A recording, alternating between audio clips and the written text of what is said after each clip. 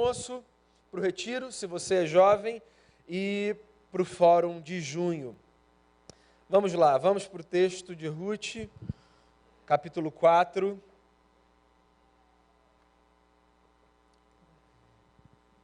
Diz assim a palavra: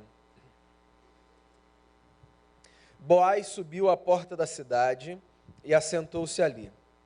Eis que o resgatador de que Boaz havia falado ia passando. Então lhe disse: ó fulano, chega-te para aqui e assenta-te. Ele se virou e se assentou. Então Boaz tomou 10 homens dos anciãos da cidade e disse: assentai-vos aqui. E assentaram-se.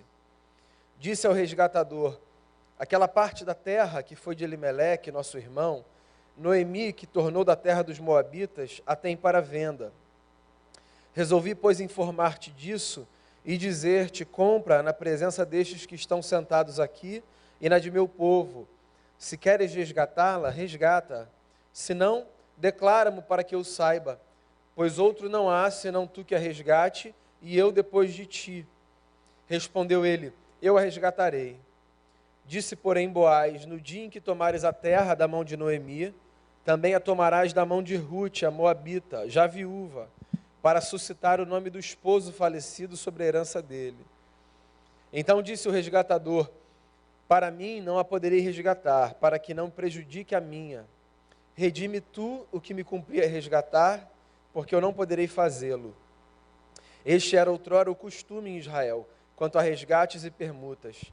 O que queria confirmar qualquer negócio tirava o calçado e o dava ao seu parceiro. Assim se confirmava negócio em Israel. Disse, pois, o resgatador a Boaz: compra-a tu, e tirou o calçado. Então Boaz disse aos anciãos e a todo o povo: sois hoje testemunhas de que comprei da mão de Noemi tudo o que pertencia a Elimeleque, a Quilion e a Malom. E também tomo por mulher Ruth, a moabita, que foi esposa de Malom, para suscitar o nome deste sobre a sua herança, para que este nome não seja exterminado dentre seus irmãos e da porta da sua cidade. Disto sois hoje testemunhas. Todo o povo que estava na porta e os anciãos disseram: somos testemunhas. O Senhor faça a esta mulher que entra na tua casa, como a Raquel e como a Lia, que ambas edificaram a casa de Israel, e tu, Boaz, ate valorosamente em Efratas e faze-te nome afamado em Belém. Seja tua casa como a casa de Pérez, que Tamar teve de Judá, pela prole que o Senhor te der desta jovem. Assim tomou Boaz a Ruth, e ela passou a ser sua mulher, coabitou com ela, e o Senhor lhe concedeu que concebesse, e teve um filho.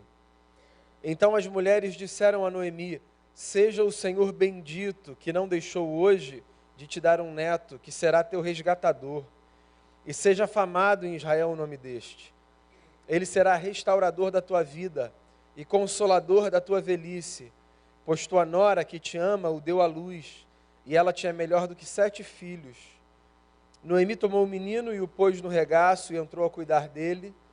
As vizinhas lhe deram um nome, dizendo: a Noemi nasceu um filho, e lhe chamaram Obed. Este é o pai de Jessé, pai de Davi. São estas, pois, as gerações de Pérez. Pérez gerou a Esrom, Esrom gerou a Rão, Rão gerou a Aminadab, Aminadab gerou a Naasson, Naasson gerou a Salmão, Salmão gerou a Boaz, Boaz gerou a Obed, Obed gerou a Jessé, e Jessé gerou a Davi. Palavra do Senhor. Fala com a gente, Deus, a partir do texto. Alimenta a nossa alma. Que ninguém tenha vindo aqui em vão, mas que a tua palavra cumpra na nossa vida o propósito dos céus. Abençoa a gente, a despeito de quem a gente é, sobretudo por causa de quem Cristo é, o nosso grande resgatador, que deu a sua vida em favor de todos nós. Eu oro no nome dele, agradecido. Amém. Muito bem, a gente chegou no nosso último encontro nessa série de reflexões chamada Fases. A história de Ruth é um retrato da nossa história. A nossa vida é marcada por fases. E curiosamente as fases pelas quais Ruth, Noemi e essa família sofrida passa são exatamente as fases pelas quais nós passamos. Quem nunca passou pela fase de dor? Muitas vezes, na verdade. Quem nunca teve que ser arrastado na vida por conta da persistência, que às vezes faltava, mas que era a única possibilidade da gente continuar adiante? Quem nunca teve o coração retomado pela esperança? E quem nunca teve a graça do recomeço? O capítulo 4 do livro de Ruth fala sobre isso, sobre um recomeço. Todo mundo já passou por esse lugar, eu imagino. E se alguém aqui por acaso não passou por esse lugar, é bom que você saiba que na vida existe sempre a chance da gente recomeçar. Só para recapitular, porque na semana passada a gente teve um intervalo na série, o capítulo 3 do livro de Ruth termina com Ruth, que vivia com a sua sogra Noemi, voltando para casa, trazendo consigo 25 quilos de produto da terra e dando à sua sogra uma notícia de que Boaz, um parente do seu falecido marido, tinha se apresentado como um possível resgatador daquela família. A figura do resgatador aparece em Israel como a possibilidade da continuidade de uma família que tinha sido acometida por uma tragédia. Em Israel, uma família que não tivesse gerado filhos era uma família que tinha sido desgraçada pelo destino. Porque a perpetuação do nome de uma família se dava, obviamente, pela chegada de filhos, de um filho, na verdade, e não de uma menina. E Noemi era casada com Elimeleque, que tinha falecido, mas eles tinham tido 2 filhos, e esses 2 filhos também morreram. Noemi ficou com 2 noras, isso enquanto eles estavam em Moabe, uma terra estrangeira. Uma das noras resolveu ficar, a outra, Ruth, voltou com ela. E ao voltar para a cidade de Belém, a casa do pão, Noemi e Ruth tentam reconstruir a sua vida. Porque depois das tragédias, a gente sempre precisa, pelo menos, tentar reconstruir a vida. E o capítulo 3 fala sobre essa tentativa de um recomeço. Noemi enviando a sua nora para uma festa, a festa da colheita, e apresentando a ela um plano, que ela se deitasse aos pés de Boaz, um homem rico da família, que poderia ser na sua história um resgatador. Um homem que tinha por lei o direito de tomar não apenas as terras do falecido Elimeleque e dos seus filhos, mas as suas mulheres, para que se deitasse com elas e tivesse então filhos que honrassem não o seu próprio nome, mas o nome do falecido. O capítulo 3 termina com Ruth voltando para casa e dizendo para Noemi o seguinte, sua sogra: parece que as coisas vão funcionar. O Boaz só pediu um tempo, porque existe um rito aqui em Israel. E por mais que o Boaz fosse um resgatador, havia outro parente mais próximo que ele, que tinha direito a resgatar aquela família antes dele, se assim desejasse. E aí a gente chega no capítulo 4 do livro de Ruth. E o capítulo 4 descreve exatamente esse rito do resgate de uma família, a possibilidade do recomeço. O capítulo começa com a descrição do início de um rito de resgate. No mundo antigo, em Israel, todas as coisas aconteciam no âmbito da praça pública. Era uma espécie de cartório contemporâneo. A praça pública era o lugar das testemunhas, dos acordos, dos tratos, dos contratos. E Boaz se dirige para a praça pública na expectativa de encontrar o seu parente que tinha direito ao resgate antes dele resgatar, se assim o quisesse. E quando ele chega na praça pública, não é que o seu parente resgatador passa por ali justamente naquela hora? Eu não sei se você vai se lembrar de uma fala minha, que, se não me falha a memória, dizia respeito ao capítulo 2 do livro de Ruth. No capítulo 2, a autora do texto diz que, por acaso, Ruth cai nas terras de Boaz para colher espigas. E eu me lembro que eu disse a você que essa expressão, por acaso, dentro da cultura de Israel, ela sinaliza exatamente o contrário. Como se o autor ou a autora, provavelmente, quisesse dizer o seguinte: por providência divina. Os judeus não acreditavam em um mundo regido pelo acaso. Os judeus acreditavam em um mundo regido pela providência. Talvez providência te seja um termo incomum do ponto de vista religioso. É uma expressão teológica que a gente usa para falar sobre o cuidado de Deus em relação às nossas vidas. Nós pensamos o mundo não como espaço de acaso, de contingência, mas como espaço de cuidado. Nós acreditamos que Deus cuida dos seus filhos e das suas filhas. De tal forma que mesmo as coisas que nos parecem casuais e coincidentes, na verdade, dentro de uma perspectiva maior, são providenciais, porque são expressão da generosidade de um Deus que cuida de cada detalhe da nossa história. Assim como no capítulo 2, no capítulo 4 a gente tem uma provocação nesses termos. Porque quando a autora do texto diz que Boaz vai para a praça pública e que justamente naquele momento o seu parente passa por ali, o que ela está querendo dizer é que, na verdade, mais uma vez, não há acaso na história. Existe um Deus que cuida, um Deus que cuida de detalhes, um Deus que se importa, um Deus que age. Pois bem, esses homens se encontram no espaço público. E o que Boaz faz a seguir, então, é chamar testemunhas que confirmem aquele contrato.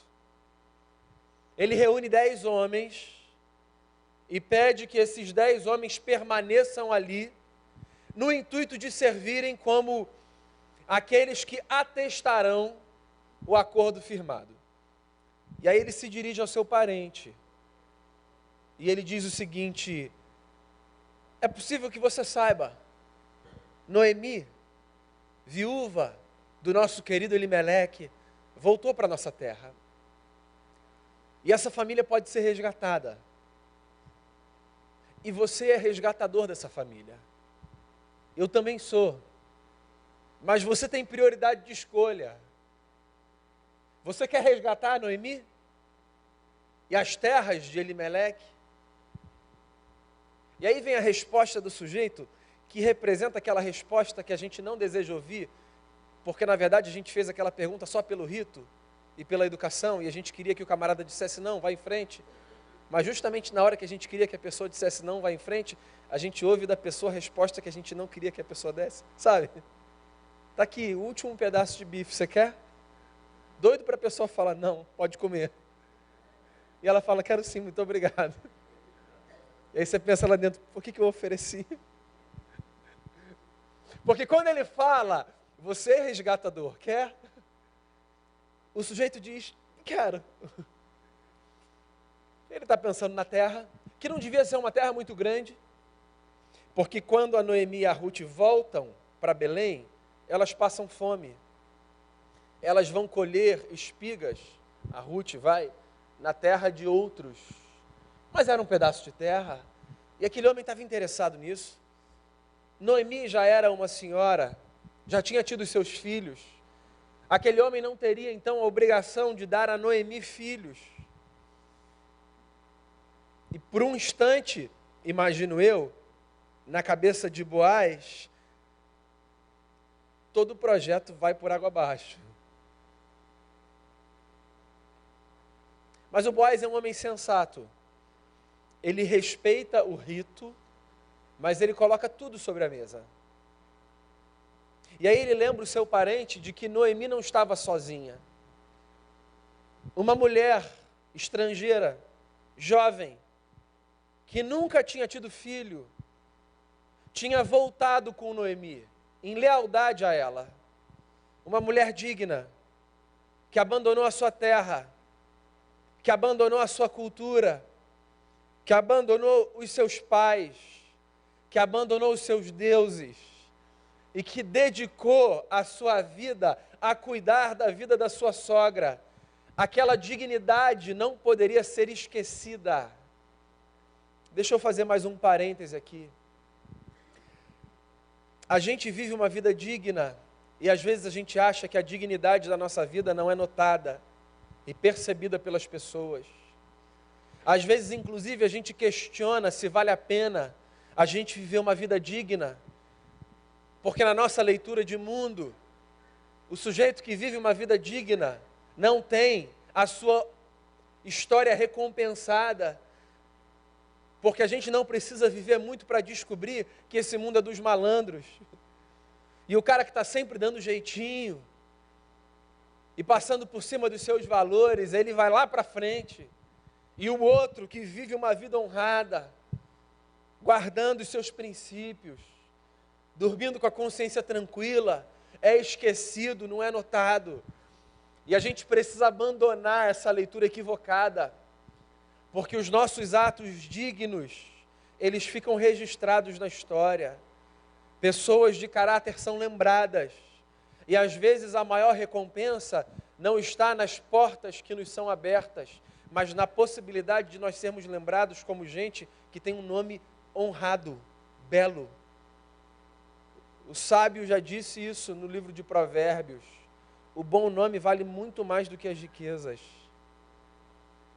Ruth foi uma mulher que viveu uma vida cheia de beleza. E Boaz, quando naquele contrato resolve dizer ao resgatador que tinha declarado a intenção de adquirir as posses de Elimeleque, que ele poderia fazer isso, fez questão de ressaltar: Noemi não está sozinha. Existe uma jovem chamada Ruth, e a gente não pode se esquecer dela. Aí esse camarada avalia, e aí ele diz assim: então não é interessante para mim não, vou deixar passar. Pode comer esse bife. E a gente não sabe o motivo dele ter deixado passar. A gente não sabe, por exemplo, se ele deixou passar porque ele não tinha mais interesse em ter novos filhos. O que ele sabia que provavelmente deveria acontecer se ele assumisse Ruth. A gente não sabe se ele deixou passar porque ele não queria se casar com uma moabita. Os judeus e a turma de Moabe não tinham uma história muito bonita, porque os judeus entraram em muitos problemas justamente por descumprirem uma ordem divina de que não tomassem as filhas dos moabitas como mulheres para si. O fato é que esse homem, no seu direito, diz: eu não quero. Pode ser, isso ele diz, que eu tenha problema com a família que eu já tenho, caso eu assuma Ruth como minha mulher. E aí, aquela história do projeto volta para a mesa. E o camarada que provavelmente perguntou para si mesmo: por que eu coloquei essa educação à frente do meu desejo, deve ter dado uma respirada funda e deve ter dito: então tudo bem, eu estou aí. Já que você não quer, então eu vou assumir essa família. E é isso que acontece. Boaz aparece nessa história como o homem que resgata uma família sofrida e que dá a ela a possibilidade de recomeçar. A partir desse momento, o texto faz questão de dar para a gente algumas informações que parecem muito técnicas e desconectadas da nossa vida, mas que talvez sejam as informações mais belas e mais relevantes desse texto. A autora do livro diz que Boaz se casa com Ruth, se deita com Ruth, e que finalmente essa mulher pode então dar à luz um menino. E veja bem, essa mulher engravida de um menino. Isso para a nossa cultura e para o nosso tempo não diz muita coisa que não seja gosto. Do tipo: eu queria ter um filho, eu queria ter uma filha. Ponto.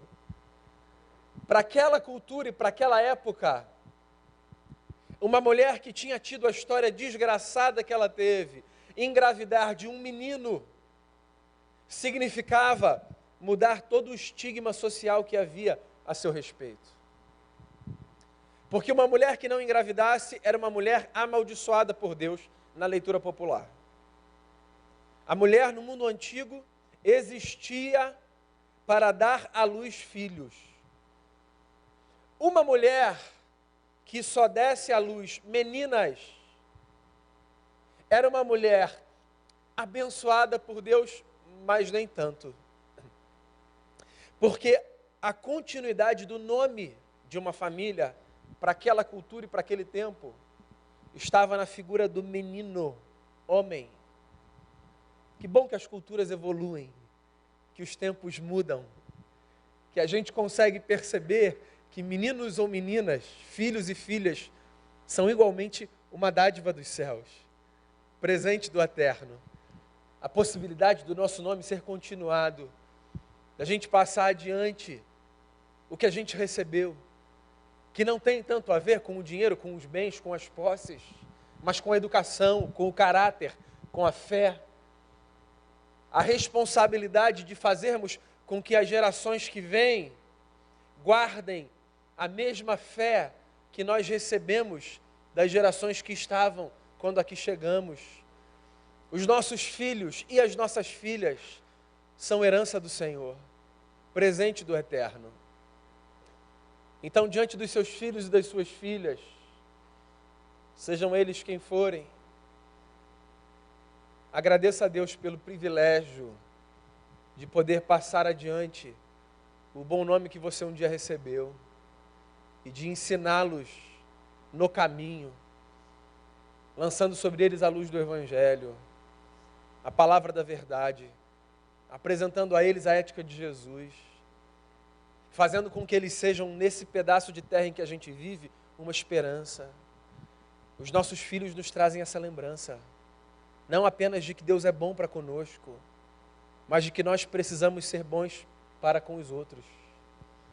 Uma mulher sofrida, viúva, jovem, estrangeira e pobre, tem a possibilidade de recomeçar, porque com Deus existe sempre a possibilidade de recomeço da nossa vida.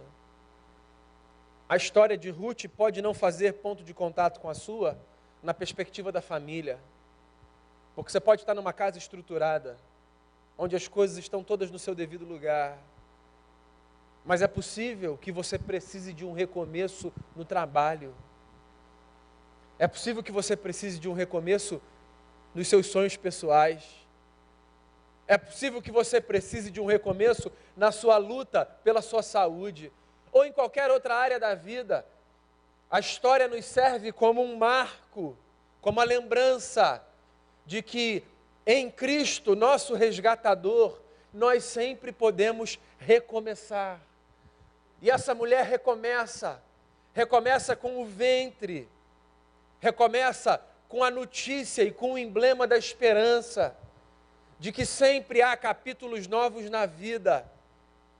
Uma mulher grávida, feliz, com a possibilidade de fazer não apenas com que o nome do seu falecido marido, mas com que a alegria da sua sogra fosse restaurada. E em Israel, acontecia uma coisa muito curiosa em relação ao nome. Quando um bebê nascia, os pais poderiam escolher o nome dessa criança, ou a comunidade poderia fazê-lo. E os pais, quando escolhiam, ora pensando num episódio passado da história, positivo ou negativo, um episódio que eles gostariam que ficasse marcado naquele bebê, ora pensando num projeto futuro, num sonho que eles tinham. A comunidade, quando escolhia o nome de uma criança, também fazia nesses termos. No caso do filho de Ruth, foi a comunidade que escolheu o nome. O texto diz que essa mulher vai para a rua com um bebê no colo e olham para aquela criança e dizem: o nome desse bebê vai ser Obed, que significa servo. Que sensibilidade. Aquela gente se deu conta de que aquele menino serviria sua mãe e a sua avó, mesmo antes dele ter consciência disso. Essa é uma coisa bonita da vida. As pessoas cumprem papéis servis, no bom sentido da palavra, às vezes, sem que elas nem tenham consciência disso. A alegria que um bebê traz para uma casa, quando ele nem tem consciência de que ele é um indivíduo, é um fato na história de muita gente. A reconciliação que às vezes ele promove entre pais que estavam brigados. Uma palavra que você leva despretensiosa a alguém no seu trabalho, no seu condomínio, na sua vizinhança, na sua igreja, e que você levou porque você sentiu no coração o desejo de levar, sem nem se dar conta de que aquela palavra era, na verdade, palavra de Deus na vida daquela pessoa. Você entende isso? Nós somos Obed, somos todos servos, ou pelo menos devemos ser, uns na vida dos outros. Todos nós deveríamos encarar a vida como essa possibilidade de servirmos alguém. Na verdade, muitos alguém. Essa devia ser uma perspectiva de vida da nossa parte. Como é que eu posso fazer com que a minha existência se cumpra a esse papel de servir o próximo? Como é que eu posso fazer para eu ser uma bênção na vida das pessoas? Se você quiser uma terminologia mais evangelical. Como é que eu posso fazer para que na minha casa eu sirva aqueles que vivem comigo? Como é que eu posso fazer para que a igreja seja não um espaço onde eu sou servido, mas um espaço onde eu sirvo? Como é que eu posso fazer para que no meu trabalho eu contribua para, e não apenas receba de? Não foi sem motivo, meus amigos, que Jesus de Nazaré tratou o serviço como um dos gestos mais subversivos do seu ministério. Jesus certamente sabia que nós, filhos de Adão e filhas de Eva, desejamos com muita força essa experiência de sermos servidos. Afinal de contas, ser servido é bom demais. Alguém que prepare a sua mesa, que arrume a sua cama, que faça aquela parte chata do seu trabalho, que faça aquela faxina maravilhosa, que é tudo que você quer ver pronto, quando você chega em casa cansado. O serviço, ele é maravilhoso, e não é um problema nós sermos servidos, não há problema nenhum nisso.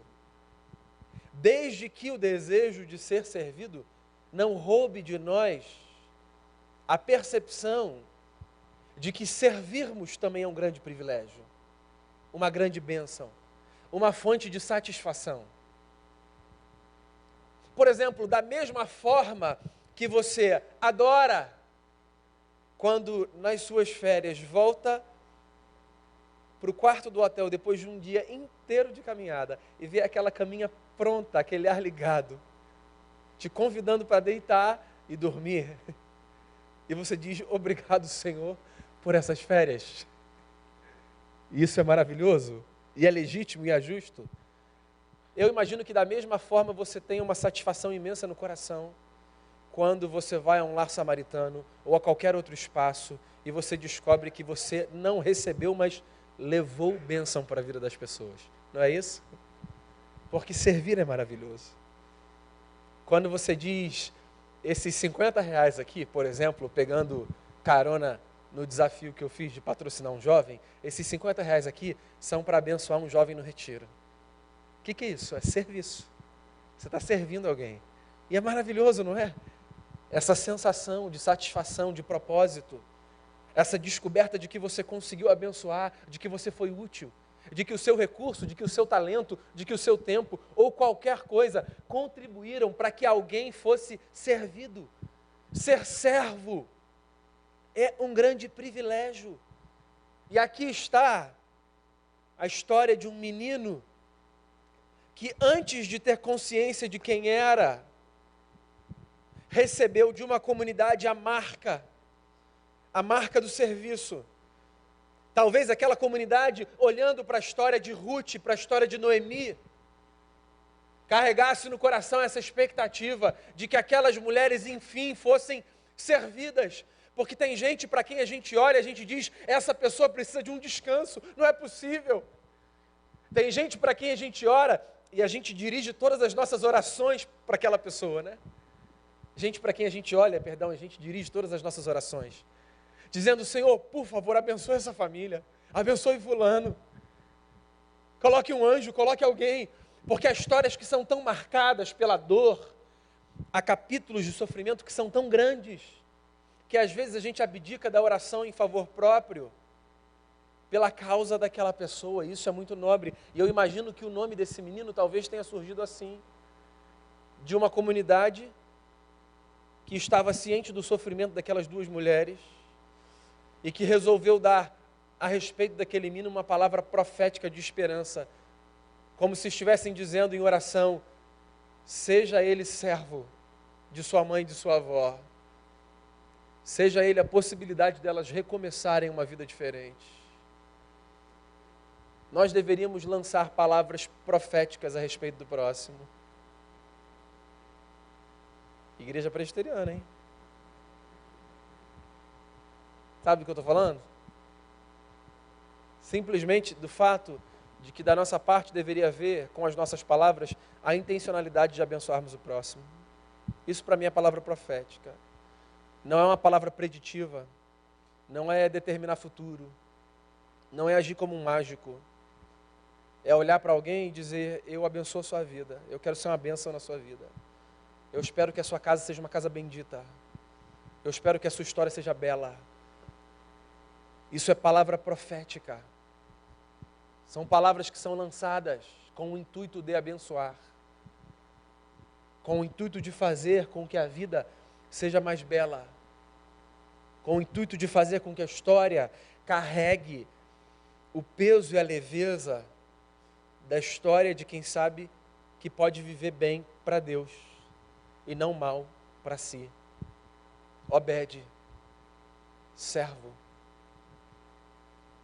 E aí o capítulo termina com uma descrição de genealogia.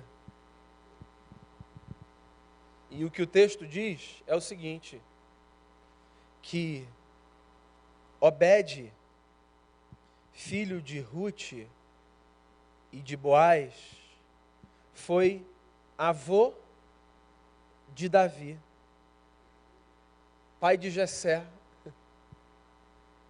aquele homem que vivia nas montanhas e que certo dia recebeu a visita de um profeta na sua casa, que disse, daqui vai sair o rei de Israel. Caramba, Ruth, a moabita, estrangeira, com a vida desgraçada, bisavó de Davi. Davi, muitas gerações para frente,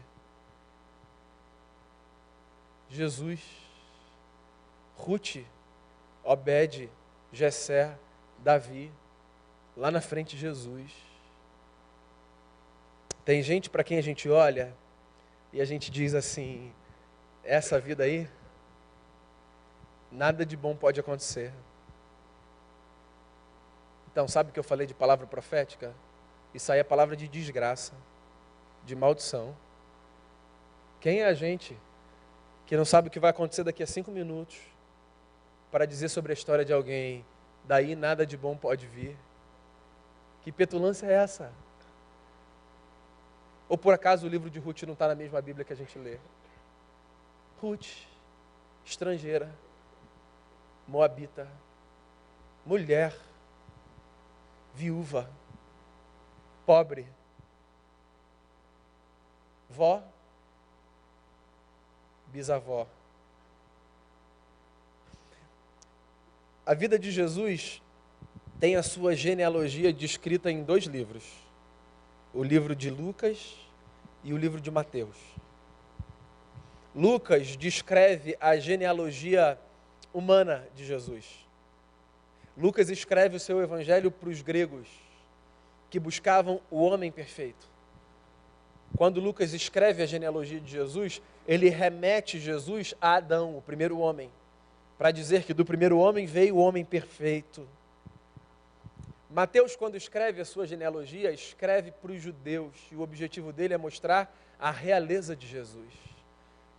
E a genealogia de Jesus em Mateus se cumpre esse propósito, a de dizer que Jesus é de descendência real, ainda que fosse filho de um carpinteiro e de uma mulher difamada na sua terra.